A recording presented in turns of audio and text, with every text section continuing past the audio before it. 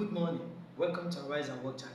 Today's message on our daily devotion is the power of your voice. Our anchor scripture is found in the book of Proverbs, chapter 18, verse 21. I read, Death and life are in the power of the tongue, and they that love it shall eat the fruit thereof. Your voice is powerful.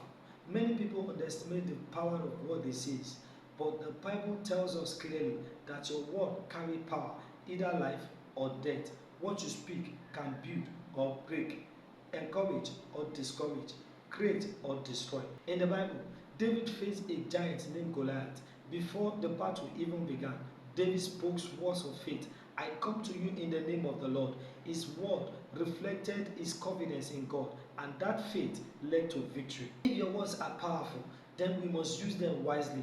Yes, how? Number one, speak life. Choose words that brings encouragement and hope. Number two, declare God promises. Speak what the Lord says about your life and not what the fear says. Number three, avoid negative speech. Complaining, doubt, and fear weakens your faith. Number four, speak with faith. Your words should align with your belief in God.